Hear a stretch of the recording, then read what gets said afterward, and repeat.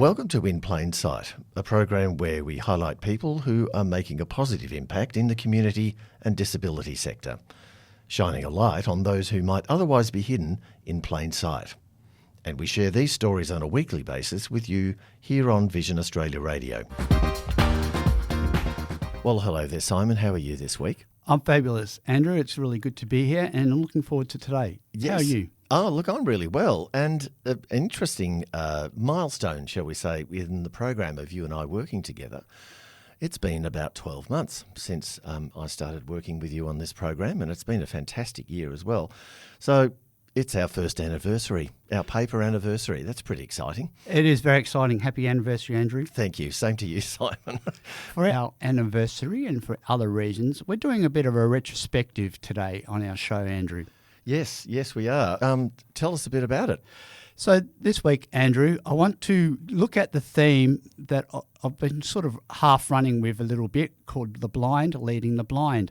And we've got a few segments that we will be playing to you today, including a really interesting short interview with Dr. Scott Hollier, who is one of the leaders within our blindness community here in West Australia, and a segment from Erica Webb, who is a really well-known disability advocate here in WA as well, that came from my very first program here on Vision Australia Radio in Plain Sight, and then a segment from Zal Iskul, who is also a really fabulous, hardworking disability advocate. And I'm sharing all these little pieces of audio with you today because it's just really interesting and good to know what is happening in our community and what has been happening in our community, and to highlight the importance of community advocacy and connection. So we'll move into talking with Dr. Scott Hollier now, and we won't be talking to him about his professional role, but he was nominated to me by one of my friends as a leader in her eyes and a role model, not only because they have the same eye condition of retinitis pigmentosa, but because he is a leading light in our community. Scott Hollier, how are you? I'm good, Simon. Thanks so much for having me back on.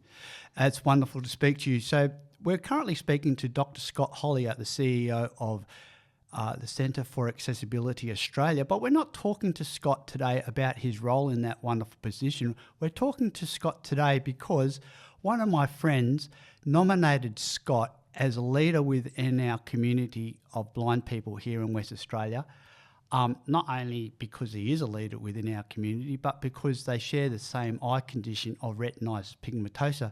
Now, Scott, firstly, can you introduce yourself in regards to your eye condition and where you're certainly. at within that? No problem at all, Simon. So, as mentioned, I do have retinitis pigmentosa. So in my particular situation, it means I have very narrow tunnel vision. I have no night vision. And as I've got older, my central vision has dropped off. So when I was younger, I did have a lot more sight. And now at the age of 50, I don't have much central vision left. So I do use a cane to get around. And really, it's a combination of those three things. So, Scott, when did your eyesight become to the point where you would consider yourself to be legally blind? When I was a teenager, I had, I think, enough sight to still be able to get around. I did ride a bike to school. I could read a book. But really, it was in my early 20s when I started to realise walking around that I was finding it a little bit difficult at times. And it was at that point when I realised that I probably did need a cane to be able to get around. So I think, like a lot of people who do go through the situation of having to make decisions like that, I had a chat to my employer who happily was understanding. And basically that was a really defining moment for me when I realised that, walking around, I was starting to bump into things, I was starting to bump into people. And I had used a cane at night time for most of my life, having no night vision. But making that decision to use a cane in the daytime, that was a big decision, but I'm just grateful I had a lot of support around me at the time. And talking about support, Scott, one thing that's always impressed me since I've known you over many years, how do you feel that you came to be not only accepting of your own vision impairment, but to want to assist others in not only to be a leader and to be a good role model, but to assist others who have a disability in some of the roles and work that you've been doing over the years? I think there's a few things that have come together in my life journey. I think one is that I've generally taken the view that you play with the cards you dealt with and make the most of it. So I've always felt that, all of us have great skills and talents. And so I think part of that journey is considering, what are my skills and talents? What am I able to do? How can I contribute back to society? So I think that's a part of it. I think another part is education. So I've been very fortunate. Growing up in a family with two primary school teachers, they always really instilled in me the value of education. So I've always really wanted to find an area of passion and really pursue it. And look, it doesn't have to be formal qualifications. In my case, it was. But for anyone who's looking to identify their passion and pursue it with vigor and education, I think that's another really great thing that can help with that leadership journey.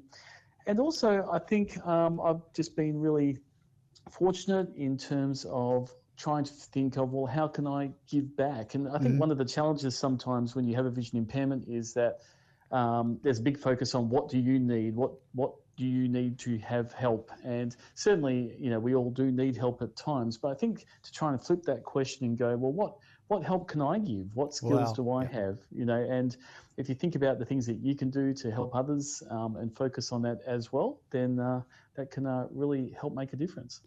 Talking about education, Scott, can you remind us what was your doctorate in? So I did a PhD in internet-related studies, looking at ways to make computers and the internet more accessible to people with disability, particularly blind and vision impairment. And the title was The Disability Divide. And it was a 5-year journey, I think is the best way to put it. One of the challenges of doing studies when you're tied up in individualized research is that you do carry the weight of the knowledge that, unlike a lot of other areas in life, like in my current job, if something happened to me, I'm sure that someone else would be appointed to take my place. But when you're doing something like a PhD, it really is a solo journey. If something happened to me, then the work would just stop. And so that's something that always weighed on me. But also, I was so passionate about wanting to provide support to people with disability in the digital access space that, I think that passion really carries you through. And happily, did get there in the end. And my job today is, to some degree, that study in practical form, which is great. It is great, and you provide a fabulous service there at Centre for Accessibility Australia. And just to remind people, we had a recent program featuring one of the staff members there, Glenn Wilson, and it was a really good interview that we had with him. So, Scott, when you were growing up and you were starting to lose your eyesight as a teenager and so on, were there any role models or leaders around that give you guidance in the blind community at the time? I think rather than thinking of specific people, one thing that I was really fortunate to have is that when I was in my teenage years and I was just starting to try and figure out what this all meant for me, something that my parents did is they organised for me to chat to a whole variety of people that were also around my age. And some that were a little bit older, so some in their mid-20s and early 30s. And I had, I think it was about 7 or 8 different people queued up by my parents to just have a conversation to learn a bit about what their journeys were like. And I think that's something that I really drew a lot of encouragement from. And I can't recall offhand exactly who those people were or what their names were as I had those conversations when I was a teenager. But I do remember just hearing story after story of people saying, yeah, look, there are challenges, but it'll be all right, and life goes on, and there are joint challenges, there are things that we do together, and so the thing that really helped me with that was that it made me realise firstly that I wasn't unique in the challenges I was facing. Other people had faced them and other people had been able to overcome them. That gave me a lot of encouragement. Yes. And also that people did have jobs and did go to uni and did do study, and the fact that they're really encouraging, saying, well, yeah, I could totally do that, and that's something I drew a lot of encouragement from too. And I think also, I guess there was a concern when I was younger about, would I just be stuck at home, not being able to do anything? And to keep talking to people that said, look, sometimes life's journey does have you at home, but, there are lots of other options as well. And so just to know that there was choices out there, I think, was something that gave me a lot of encouragement. So I can't definitively say this one person was inspiring, but I remember at that time when my parents got me to have a rapid fire conversation with a whole lot of people, that unified voice together just gave me a lot of hope for the future. So with that, Scott, if you were asked to give some advice to a person who has just recently become vision impaired, or a parent or a family member or a friend of someone who is blind or vision impaired, there is a lot of fear around that. Would you have any words of wisdom or advice for someone in that situation? It's a great question, Simon. And look, it will be different experiences for different people. Of course, and we all are often reluctant to give advice. Sure. But that said, I mean, looking at my experience, I think that there's a few things that I would share. I think the first one, as we've just touched on, is just to say, look, no knowledge is wasted knowledge. So if someone has a passion and they want to pursue that passion, then as parents or supporters of people who have a vision impairment, then if you can support a passion and support education around that passion, I think that's something that can really go a long way in people's life. I think just being there to listen, if you are supporting someone with a vision impairment, just being able to listen to those challenges, just trying to get that balance between not wrapping people up in cotton wool and stopping them from doing things, but also not denying that there are things to work through, there are challenges. I think getting that middle ground where you can listen and respect the person with a vision impairment so that they're well supported.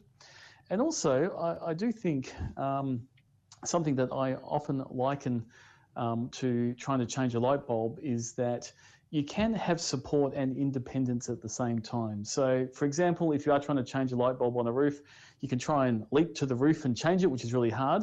But if you have a ladder, then you can change it easily. And that doesn't mean you can't independently change that bulb, but it does mean you have support underneath you. And so, the advice I'd have to people who, maybe parents who have someone that has been recently diagnosed, or if someone's going through it themselves, just remember that you can have both support and independence at the same time. And I just encourage people to consider that and, just really get behind people that are on that journey. Thank you, Scott. That is fabulous. And I want to echo those remarks. It's something I've said myself previously. So, Scott, we'll finish our little bit here. And I really thank you so much for giving up your valuable time and sharing some of your thoughts and your passions and ideas with us here today on Vision Australia Radio. And I really appreciate you being part of our special program looking at blind leaders in the community. Oh, thank you, Simon. That was great to hear from Scott. And now, Simon, we're going to be hearing from Erica Webb. Erica was someone you spoke to on your very first program. And Erica was involved with Blind Citizens WA, a very passionate advocate.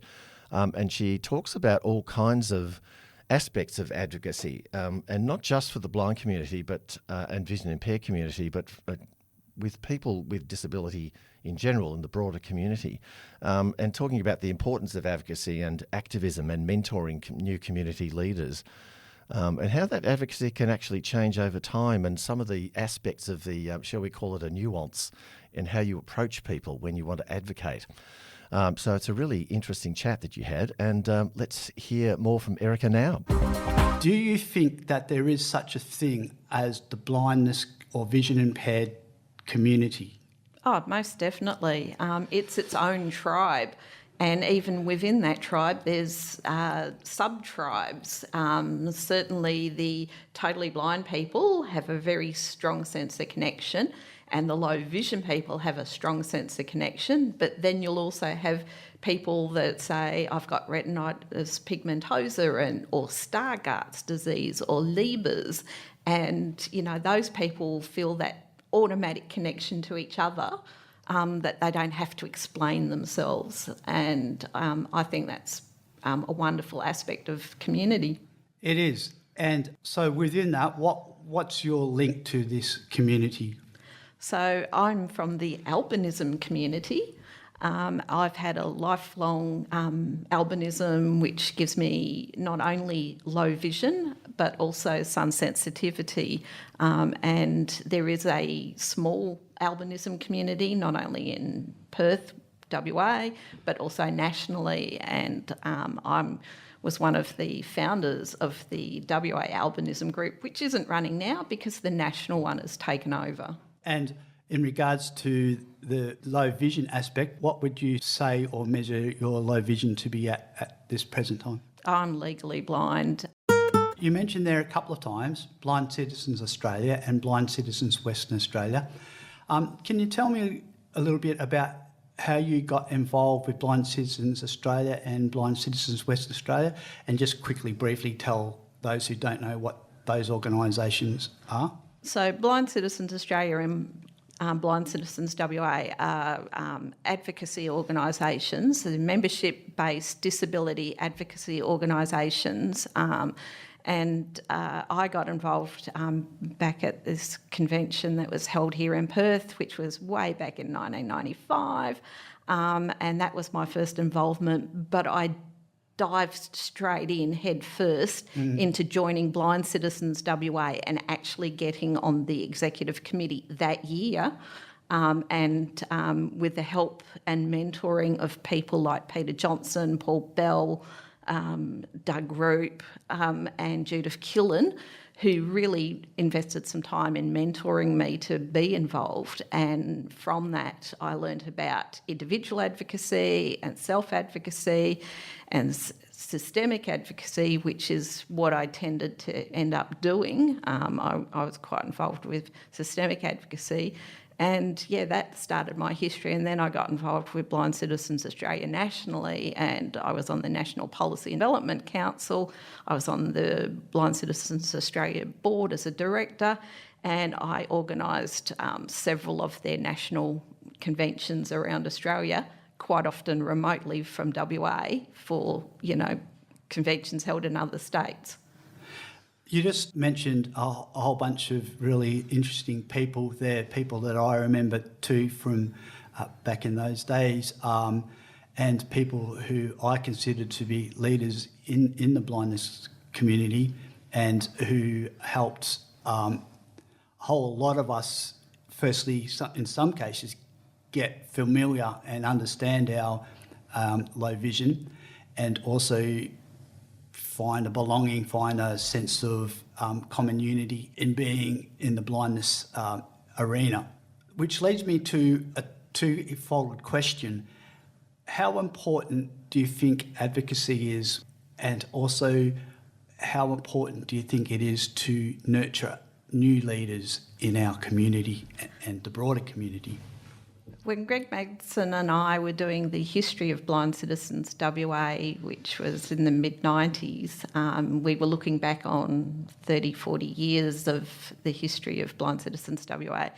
The issues that were occurring in 1961 when Blind Citizens WA was created were still the issues happening 30 years later, 50 years later, 60 years later. They're still occurring now. So those top issues are access to information, access to public transport, education, employment, technology. Those issues are still current. They're happening in different ways, but they're still happening. And there's still different things that people should be advocating for the blindness and low vision and deafblind communities. So it's important that new leaders come along and take up, the battle, I guess is a way of saying it. But really, back in the 70s when the Peter Johnsons, Keith Hayes, Paul Bells were doing their advocacy, it was probably more on the activism end, and that morphed into more advocacy, systemic advocacy. So even advocacy that happens now is slightly different to when I was doing it. It is interesting you use the term activism there, and I in my experience around the disability advocacy and disability access and inclusion movement. There has been a few people who are strong advocates and strong activists who would like to see a disability movement like there is for other sectors within the minority groups within our broader community and society. Where do you sit within that, Erica? Do you think that there needs to be a disability movement where we can act in a more, not necessarily radical manner, but a stronger, forthright manner? I've used both systems or both methods. I find that when you're working with government that you have to be a lot more toned down about it. Yep. And more agreeable and, give a little, take a little kind of thing. But I've also been sort of at the activism end as well, which sometimes works, but it's not going to work for every single aspect of the issue. So this program will hopefully reach lots of people who may have a vision impairment, who may not. What would you like people, especially if they are new to having a vision impairment or have recently become blind for whatever reason, what would you like them to know about having low vision and being in the blindness community? My tip would be get connected with the community, whether it's the blindness community, low vision community, or your particular eye condition community, because they are the role models. They're going to give you the tips and tricks, and they've done it and they've been there, and they'll be able to help you start on your journey. Terrific to hear there from Erica. And now we are moving to a segment where you, Simon, talked to Zell Iskell on your second program. Zell was also involved with Blind Citizens WA. And tell us a little bit about what you were chatting about. Yes, I had a fabulous conversation with Zell, but before we go into the conversation with Zell, I wanted to also make mention of some of the people that were mentioned within Erica's segment there prior, and they were people that were very instrumental and had a great impact within my personal life as well. To add to that, I would also add people like Ron Anderson, Les Buchanan in regards to sports, but cannot move forward with talking about leaders in the blind community without mentioning my own family members, Stephen and Paul Gianni, so hello to them if they're listening, because without those kinds of role models, and that's what this program is all about, life can be a lot more difficult for those of us that are going through some kind of change. And we've highlighted a few people over the last few weeks that have been mentioned, people like Ben Rowe, Ryan Honshooten, and alike, who have been mentors and role models for other people in the blindness community that have really helped lead the way. And Zellha is one of those people as well, and it was really great to talk with her, and I hope you enjoy what she's got to say now about advocacy, connection, and Blind Citizens Western Australia. Initially get involved with BCWA, and what was your motivation to get started in the first place, Zell? Well, this is showing my age now. I became a member in 1995, and at that time I was very young and I had started uni and I was having a bit of trouble. I didn't know too many other people who were blind or vision impaired. I have a sister who's blind also, but I needed more people around me to share my experiences with. So I was looking to start up a group just for social events and peer support and things like that. But in my search, I discovered Blind Citizens WA and Blind Citizens Australia, and I joined then because it was providing the support, particularly peer support, that I really, really needed. Now, at the time, I lacked a lot of confidence. I was in uni, but I was not as social as I wanted to be. So Blind Citizens WA really helped me to become more social and more confident, and I guess gave me skills just from talking to other people who are blind, to be able to do some things more effectively on my own. That is really interesting, Zell, and that is really apt for our conversation and my motivation to create this radio program and this podcast in itself, because through this kinds of conversations, people might realise and come to learn that they're not on their own. There are other people out there with similar, if not exactly the same sort of situation, and we can, just by listening to this, connect and find common unity and be part of something greater than an individual.